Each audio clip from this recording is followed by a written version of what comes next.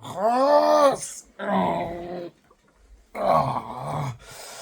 Amis du couleur du catch, bonjour à tous. Petite vidéo vite fait sur la guerre entre NXT et Dynamite qui s'est déroulée la nuit dernière. Oui, les deux se sont de nouveau retrouvés face à face. Qui a gagné? Qui a eu le meilleur show?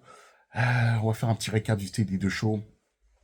Je ne vous cache pas que les deux shows pour moi ont été yaourt nature. Ça a été yaourt nature. J'ai été déçu. J'ai été déçu. Mais plus déçu pour un show en particulier. Et on va commencer par ce show-là en particulier. Et ben, c'est bien sûr NXT. Eh oui, NXT, c'est surprenant. Surprenant. Et ben, je vais vous expliquer pourquoi. NXT 2300 Arena Philadelphia. Bon, vous savez que votre connard était parti à Philadelphie au mois d'avril pour faire la WrestleMania Weekend.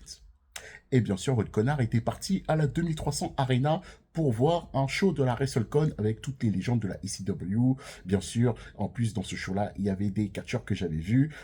Par exemple, Nunzio du FBI. J'aime pas trop les Rital, mais Nunzio, dédicace à toi. Comme ce soir-là, tu m'avais ramené Diona Purazzo. Et en plus, elle avait catché sans maquillage. Petite précision. Ah, j'étais fou. Oh, j'étais comme un fou. Du FBI. Il y avait bien sûr Rob Van Dam, il y avait Bob Ray Dudley, et il y avait Francine dans les gradins, il y avait Dawn Marie en tant qu'arbitre spécial, et bien sûr, il y a eu, on en parlera de la surprise qui a failli me faire une excitation dans mon lit de ma chambre d'hôtel. Pourquoi j'ai dit que ce show-là, j'ai été très déçu? Parce que déjà, quand je regardais le show de NXT, je m'attendais à une folie furieuse. Je ne vous cache pas que je m'attendais à une folie furieuse. Et déjà, la première déception, c'est que WWE, les yeux dans les yeux, pourquoi n'avoir pas spécialement mis ce show en TV14? Parce que moi, dans ma tête, je croyais déjà que depuis qu'ils ont déménagé à la CW, que NXT, c'est TV14. Non, c'est toujours PG. Et je l'en ai appris à mes dépens avec les chants qui étaient à longueur de temps cutés. Déjà, quand tu cuts des chants dans un show de catch, ça te sort ça te sort par le nez, ça te sort par le show. Et quand tu mets aussi des faux bruits, encore une fois, oui, il y a eu des faux bruits, ça commence à devenir saoulant. Première chose. Deuxième chose, les matchs. Ah, je suis désolé. À part peut-être bon, l'opener, Jada Parker contre Lola Vice. Et encore, quand tu regardes le match, surtout Lola Vice, tu te dis, mais attends, bon, d'accord, elle est toujours green, mais tu peux pas être green à ce point-là. Il y avait des moments, vraiment, dans le match, carrément, à s'arrêter. Elle attendait carrément que Jada Parker vienne vers elle pour les coups de chaise et tout. Mais si tu vois que je suis pas catcheur, hein. Moi, je suis juste un observateur. Mais si tu vois que, voilà, Jada Parker, peut-être c'est elle qui était en retard au niveau des spots, mais improvise un petit peu. Mais c'était carrément téléphoné, la meuf, carrément, mais revoyait le match parfois, à s'arrêter. À s'arrêter, limite, elle faisait des regards pour voir si Jada Parker vient et tout. Non. Non, franchement, ce match-là, il y a eu beaucoup, beaucoup d'erreurs. En plus, c'était un match hardcore. Tu pouvais masquer tes erreurs dans un match hardcore. Bref. Ensuite, qu'est-ce qu'on a eu et c'est ça le nerf du problème. Le show n'est pas TV14, donc ils n'ont pas pris les matchs. C'était pas des matchs, voilà. C'était des matchs sans saveur. Et aussi, je m'attendais que dans ce show NXT, t'avais aucun match sans disqualification. Tu reviens aux sources de la ECW. ECW style. Donc je t'en fous, tu fais des matchs, voilà, t'as des matchs sans règles. Voilà, il me fallait de la folie dans ce show. J'ai pas eu cette folie. La seule chose que j'ai remarqué, c'est que la foule a popé deux fois. La foule a popé la première fois de fou malade, quand Robert Stone il les a chauffés en disant que voilà, le meilleur public, de toute façon ça reste New York, c'est pas Philly. Ça, c'est une insulte pour les habitants de Philly. Philly, Boston, New York, c'est juste à côté. Voilà, c'est très côte à côte. Et ils ont vraiment popé quand Rhino est arrivé. Je vous cache pas, j'étais un peu déçu. Parce que quand les lumières sont éteintes, je me suis dit, oh putain, est-ce que je vais revivre cet orgasme catchesque que j'ai eu lors de WrestleMania Weekend avec l'entrée du Sandman? Oui, je m'attendais au Sandman. Et au final, bon, c'est Rhino, il est venu, il a goré Robert Stone et on n'en parle plus.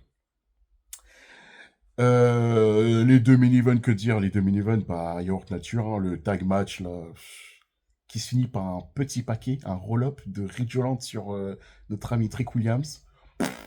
Voilà. Et le 5 contre 5 féminin, bah, franchement, on leur a donné 10 minutes. Vous avez donné 10 minutes à un match comme ça? Allez juste, allez juste voir c'est quoi un vrai match All-Star féminin. Vous allez sur le site de la TNA. Quand la TNA a fêté son millième épisode, ils avaient fait un méga match féminin. Pépite. Presque 25 minutes d'action incroyable. Total non-stop action. Et là, WWE, tu nous donnes 10 minutes de match avec des catcheuses comme ça. C'est honteux. C'est honteux! Bref, je donnerai un 6,5 à ce show NXT et AEW. On arrive à AEW. Alors, AEW, bah oui, très déçu par ce show AEW. Ah oui, on peut être déçu par la AEW, bien sûr. Je vous cache pas que la route vers Full Gear... Ouh là là là là là là là. Il va falloir dire pas mal de choses sur AEW en ce moment. Là. Que retenir de ce show AEW? Bah franchement, comme je dis, c'était un yaourt nature, c'était mid, voilà, c'était... T'as juste mis un carreau de sucre et encore. T'avais besoin de plus de sucre pour avoir un show assez voilà, exquis, tu vois. Parce qu'on a commencé par quoi? Death Rider. Oui, maintenant il s'appelle Death Rider, c'est plus BCC. Death Rider, Claudio Castagnoli et Pac contre Darby Allin et notre ami Orange Cassidy qui est en train de builder vers la title picture.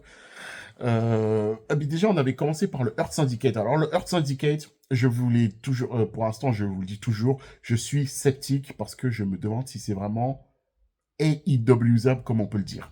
Est-ce que c'est vraiment AEW compatible? Leur entrée était stylée, leur musique est stylax, on est là pour blesser des gens, bel esprit, mais le segment, pas terrible, hein. Il a duré 5 minutes, MVP qui est venu, il s'est introduit, il a introduit Bobby Lashley, Shelton Benjamin, mais après il y a l'autre là, Swerve il est arrivé, il a juste dit 2 mots, Full Gear, Bobby Lashley, Swerve, c'est signé, sans plus, tu t'attendais à mieux, Le seul match qui était vraiment très bon, bah, c'est le 3 contre 3, là. Leur Tree contre Mark Briscoe, Tomohiro Ishii et notre ami Kyle O'Reilly. Ça, c'est le seul match qui est très bon. Même Malakai Black contre Adam Cole. Yeah, pas folichon. Non, franchement, un peu déçu par ce A-Dub. Hein. Le main event Ricochet avec comme partenaire mystère Powerhouse Hobbs, qu'on avait complètement oublié. Mais alors, complètement. Et parce que j'ai aussi ce que j'ai pas compris, c'est pourquoi au final t'as pas mis Will Ospreay comme partenaire mystère, parce que à la fin du match, Will Ospreay il est revenu.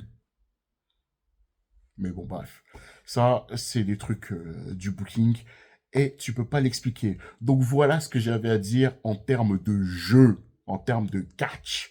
Sur cette guerre entre AEW et NXT, c'était du York nature. Voilà. J'ai pas pris un plaisir énorme. J'ai pas pris un orgasme catchesque cette semaine. Voilà ce que j'avais à dire sur cette semaine-là. Abonnez-vous, partagez-la, likez-la, commentez la vidéo. Oui, je suis à Liverpool. Je suis en vacances, donc je vous retrouverai prochainement pour des prochains podcasts, pour des prochaines vidéos. Et pour l'instant, on est en vacances à Liverpool, la plus belle ville d'Angleterre, la plus belle ville du monde, la ville des Beatles. Allez, merci d'avoir suivi cette vidéo rapide. Parce que là, je sortais des 2 shows et d'une sieste.